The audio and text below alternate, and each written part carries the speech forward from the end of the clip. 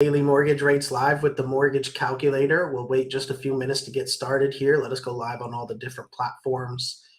Feel free to drop a comment in the chat there. We have the chat pulled up on the screen. Good morning, everybody that's already been commenting already. Hope everyone's been having a great week so far. It's already Thursday. The week's been flying by here. And we've had some good topics already this week. And today, great topic, especially for us here at the Mortgage Calculator, that we're going to go into here a little bit later. So feel free to drop a comment there as you tune in. We'll get started shortly. Good morning, Nick, Nicole, Adam, Mark, Jason, everybody commenting. The Mortgage Calculator team tuning in.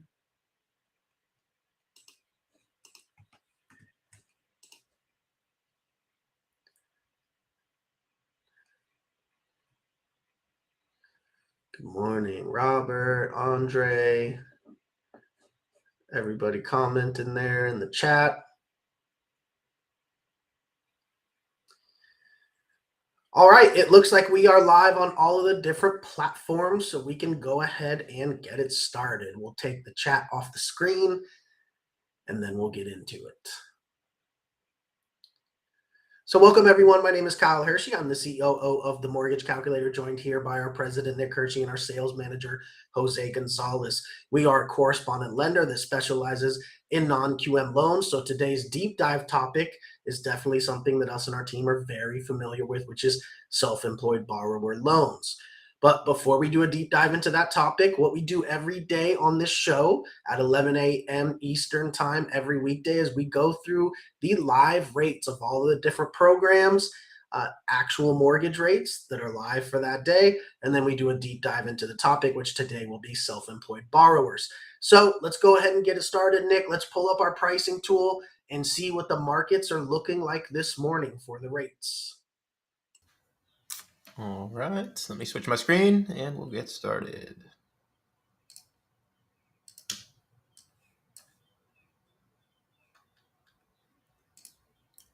So this is our pricing tool for our team of mortgage professionals. This will show us the general rates and APRs. If you would like a full breakdown of the full cost and all the different fees that go in to make up the APR, please get with our team members. They'll get you a full loan estimate. We have over 300 licensed loan officers in 23 states. We just got a new state this morning for primary and second homes. And we have 44 states we can do our DSCR business purpose loans. So if you'd like a full breakdown, please get with our team on that. Today, we're going to show the rates with our tool here. It is May 18th, just after 11 a.m., so all of our standard programs are live. So we'll set up a basic scenario. We'll set all of our demos at a $400,000 loan amount, set all of our demos here at an 80 LTV, 20% down payment. We'll set a desired price of $99. That means we're going to ask the computer to find the best rate at one discount point in cost, and that's typically the request we're getting from our customers.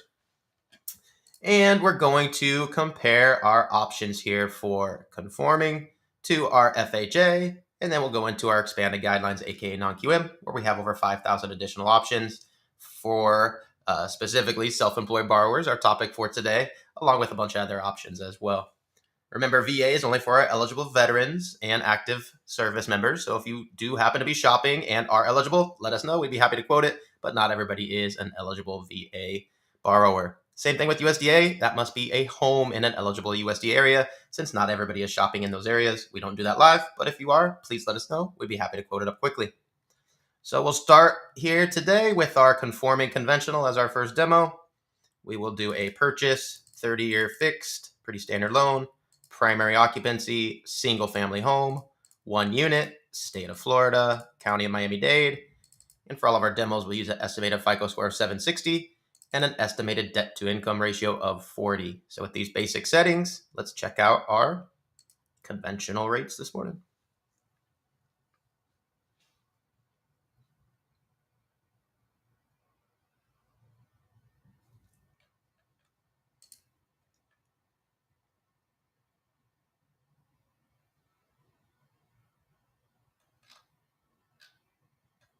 There we go. It's frozen for a second there. All right, looks like just about the same as it was yesterday, guys. So for those that were watching yesterday, best option we have here, 6.625 rate for 1 discount point in cost, and a final APR of 6.801 here for our Fannie Mae conventional program. So we will compare our APRs. Remember, APR allows us to compare across programs, apples to apples. So remember to keep this number in mind. We're at 6.8 here now on conventional. So let's go back to our pricing tool and compare our conventional to our FHA. Typically, most borrowers, if they have any trouble qualifying for conforming conventional, FHA is usually the next option. So we'll switch to FHA. Everything else will stay exactly the same. That way we can compare apples to apples across the programs. So let's see what the FHA rates are this morning. All right, looks like the best option the computer found was a 6% rate for 1 discount point in cost and a final APR of 6.602. Again, about the same as it was yesterday. So here in this example, again, definitely recommend our customers out there shopping that may qualify for both FHA and conforming compare the two, because in this case, FHA is actually a little bit cheaper at 6.6 APR compared to the 6.8 APR, even with the upfront mortgage insurance and the yearly mortgage insurance that FHA requires. So definitely recommend our borrowers out there compare both. Now, for our borrowers that have trouble qualifying for FHA or conventional at all, many other banks and lenders do not have other options, but that's where we love to come in with our expanded guidelines, aka non-QM. That's really where we specialize at the Mortgage Calculator, where we have over 5,000 additional loan programs here. So we'll keep everything else the same, but there is one new option that pops up when we switch to non-QM loans, and that is our income verification option. So full doc is 2 years of tax returns, typically what we use for FHA and conventional. That's a full doc loan. So we would typically choose these non-QM options in order to select an alternative, such as asset-related programs, business bank statement programs.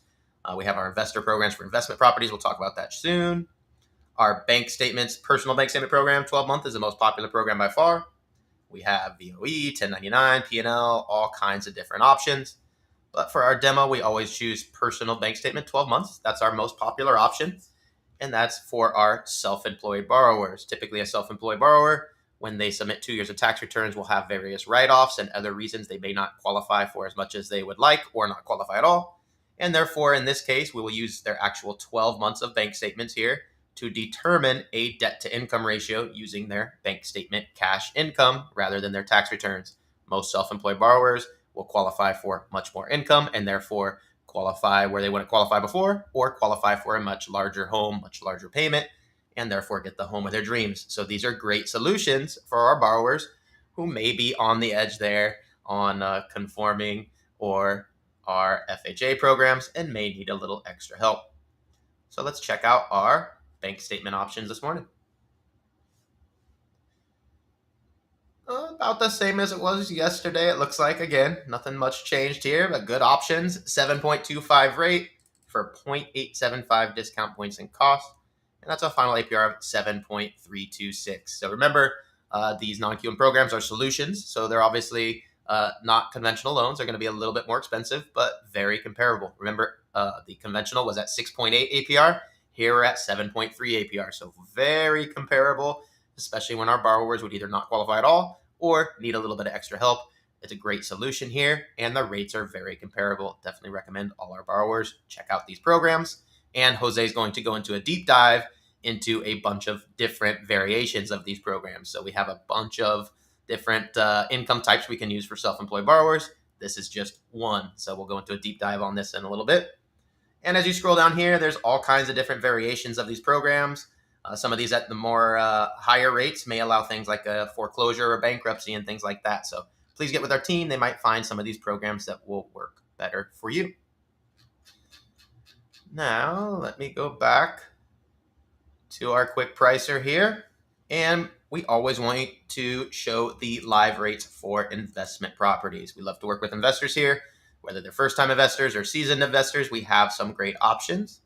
So we'll set up the same scenario, 80% loan to value. And we're going to compare our conforming conventional investment property options with expanded guidelines, aka non-QM. Remember, FHA, VA, USDA are not eligible for investment properties. So we'll start with conventional conforming. Everything's the same as all our other demos. The only thing we changed here was the occupancy to investment property. And let's see what the conventional programs have for investments.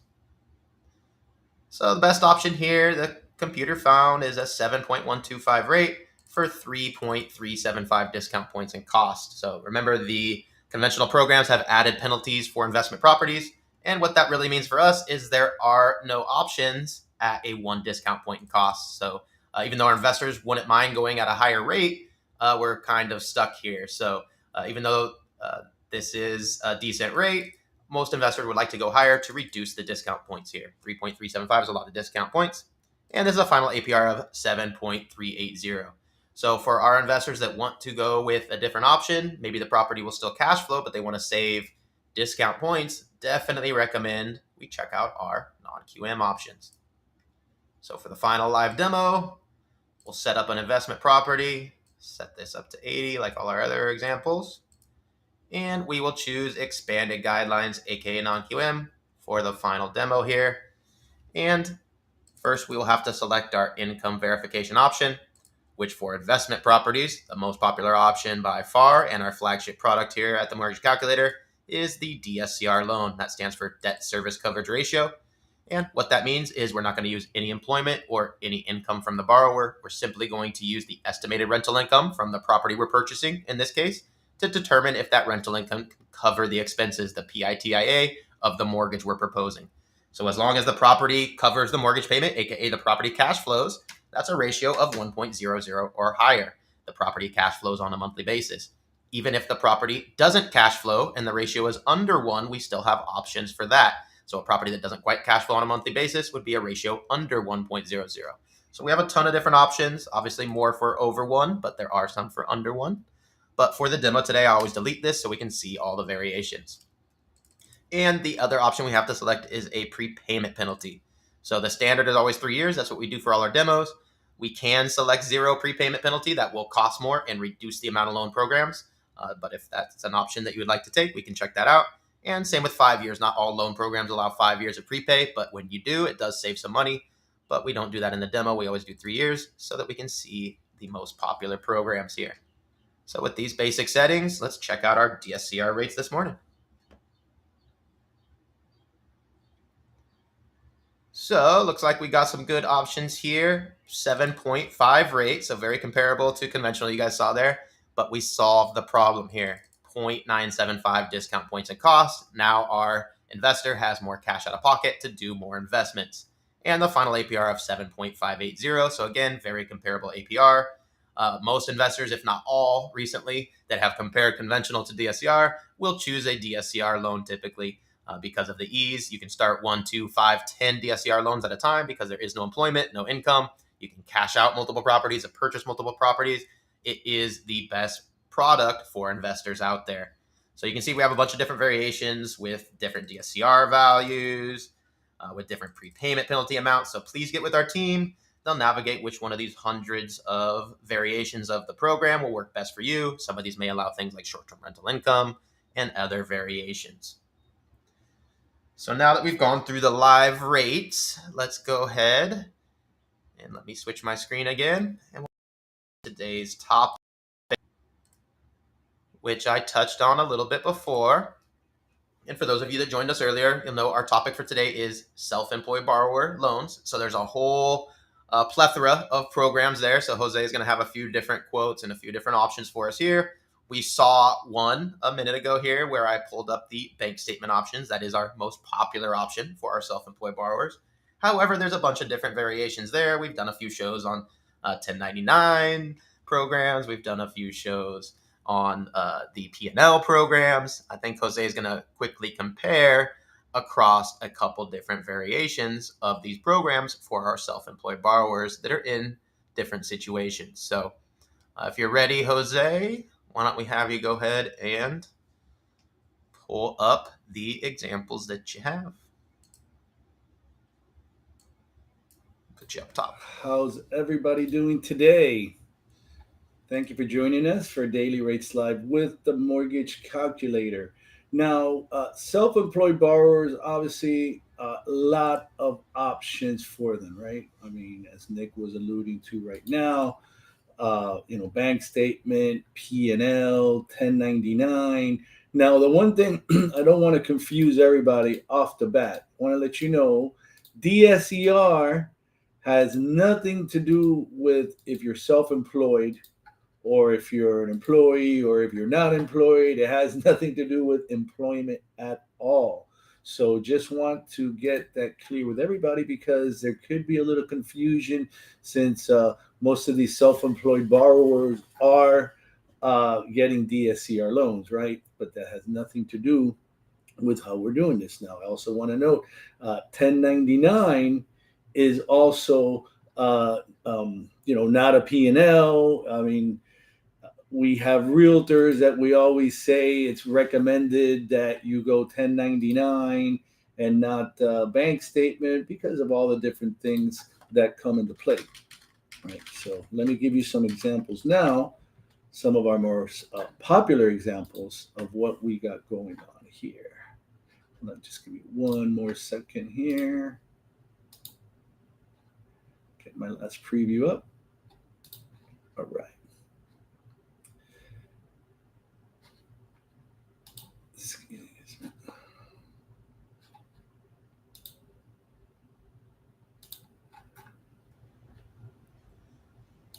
Okay. Ready? Yes, sir. All right.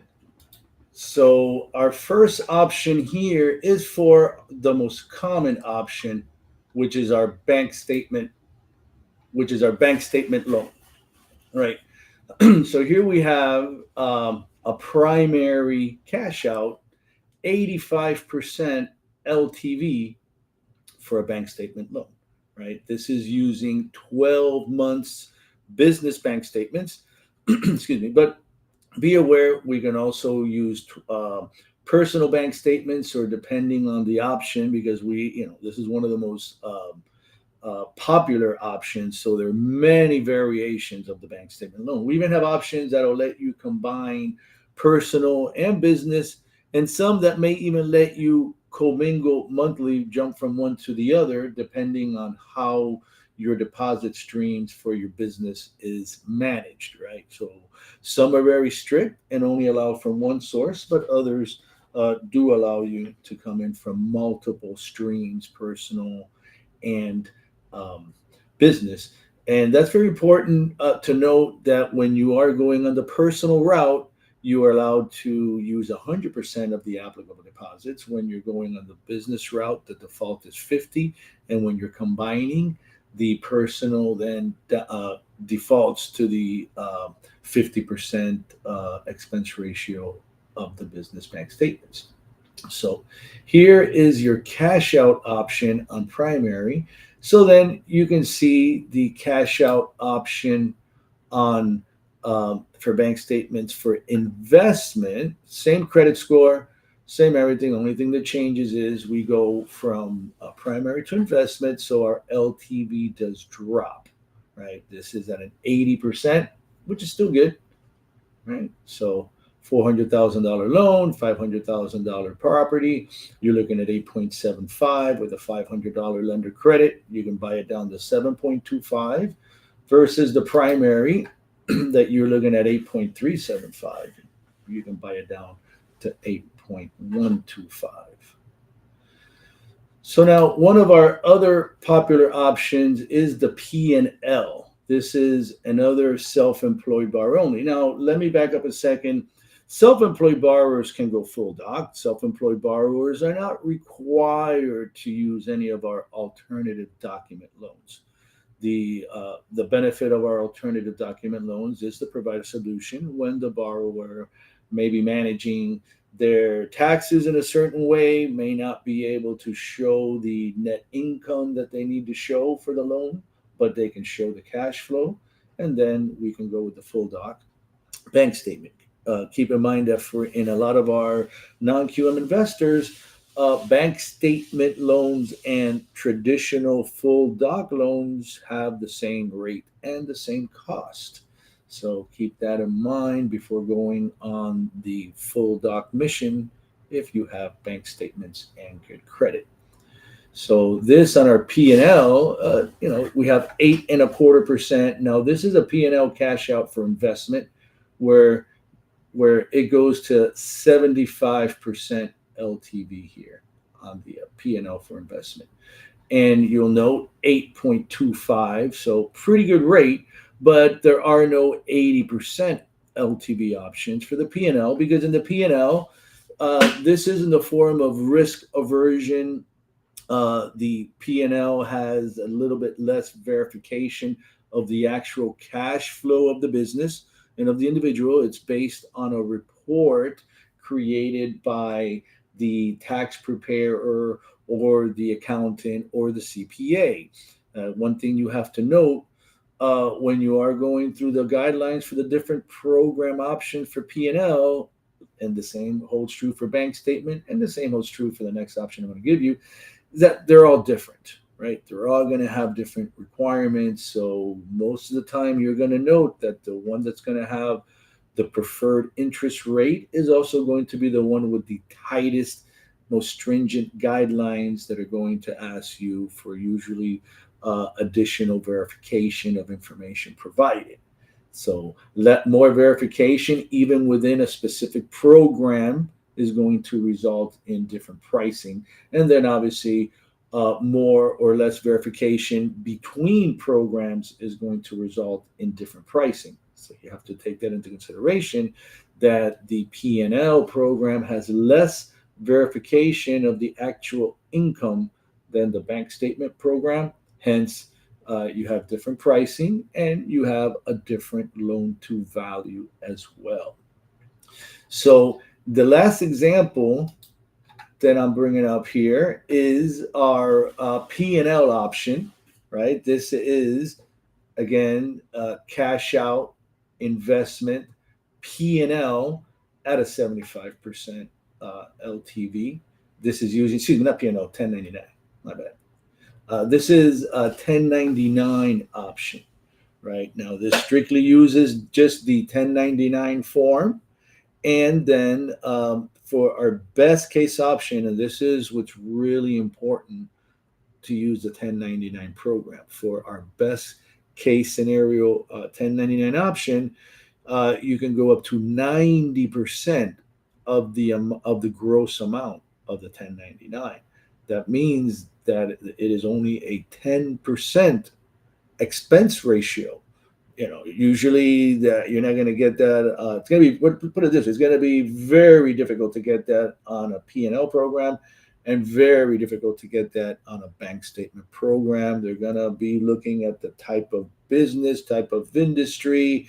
They're going to ask you for a lot of verification, almost to the point of making it seem like you're doing a full doc loan to give you a 90% profit margin or 10% expense ratio for a bank statement or P&L. But on the 1099 program, on the best case option, it is inherent in the loan, right? It's already defaulted to the 90-10. Yeah. So with that being said, you got to remember, okay, you may get a little bit of a difference in pricing, but if you can do the loan where normally you would not be able to do the loan, then you have to factor out what is the objective of the borrower.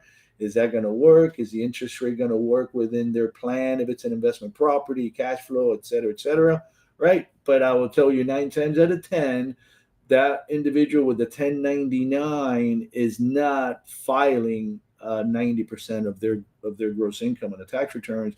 They have a very good situation usually financially, and they're not going to have any issues with the rate as long as it's a fair rate for the amazing product that they're getting 90% of their income to be used. You're providing an amazing solution. They're going to get the property where normally the only other option would be, man, now I got to file a tax return and claim $180,000 and pay $40,000 in tax liability versus get the loan and pay a couple $100 more a month, maybe give a little bit more down payment, but you save immensely, and it's business as usual on their tax strategy. So different options here we have, from highest verification to lowest, right? Bank statement option, P&L option, and 1099 option are our self-employed borrower options when you're looking for alternative documentation. Keep in mind, this does not mean that if somebody tells you they're self-employed, you automatically default to, okay, I got to go all doc with this person. No, just the opposite. You will obtain the necessary tax returns for the business structure that they have. You will run that through the income calculator, whether it's a Fannie loan or a Freddie loan, although I would recommend, if you're going agency, that you go Freddie. If you're going non-QM, at that point, again, we were talking about bank statement may be the better option. Look at it, but non-QM defaults to Fannie when they review self-employed borrowers. But in agency, conventional, Freddie is the preferred route for reviewing self-employed borrower income when running it through the income calculator. All right, we got a question from Ben here, Jose. If anybody else has any questions, drop them in before we jump off. Oh, whoops, sorry, that was the wrong one. Ben's first question: does the 1099 need to be filed for the current year?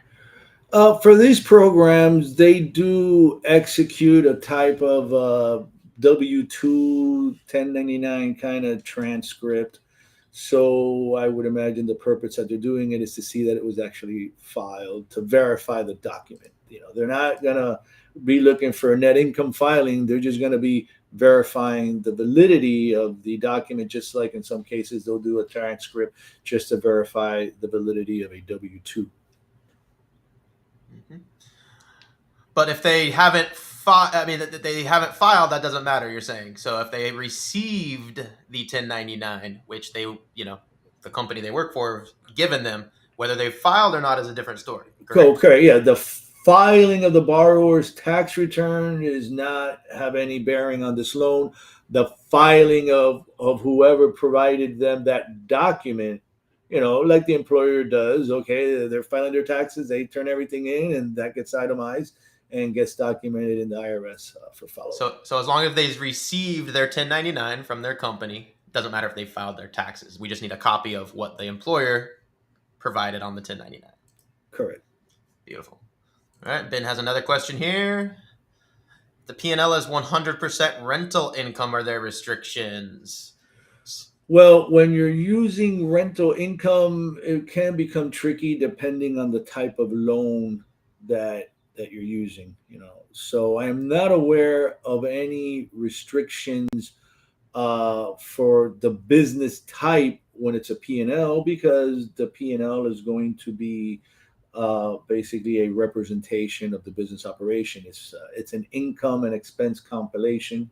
Your gross revenue, other income, losses, and then all of your expenses, depreciation, amortization, all that kind of stuff is going to be on the P&L. And then there's going to be a net income there. So in other words, I think the answer that you're looking for here, Ben, is every industry has a factor. So all you're going to be, you can use any income you want, right, on a P&L or on a bank statement or anything, but they're going to verify your factor. If you present a P&L that says you make 90% profit from a rental income, that's probably not a valid P&L, and they're going to say, nah, that's not standard for this industry. You're looking at more like a 20% profit typically on rental properties if you're lucky, right? That would mean a DSCR of 1.2 if you're making 20% profit, right? You're not going to get a DSCR of 2.0, which is what you would need to be making, that kind of money, really. So they're going to match your P&L to an industry standard, which is similar to the factor that they apply to your bank statements, right? So they're always going to have an industry kind of table. Some of them have it written down clear as day. Some of them are more just generalities of this service industry can give these kinds of expense ratios, whereas a rental property would be a different set of expense ratios that are standard to compare against. All right, good questions. I think that's it, though, Kyle, if you want to wrap it up. Yeah, absolutely. Just want to make note that, again, this is what we specialize here specialize in here at the Mortgage Calculator. All these different programs, thousands of different programs for self-employed borrowers, and our loan officers are consultants that can consult you through this. So you can visit us at themortgagecalculator.com if you want to be paired up with one of our loan officers to walk you through these programs.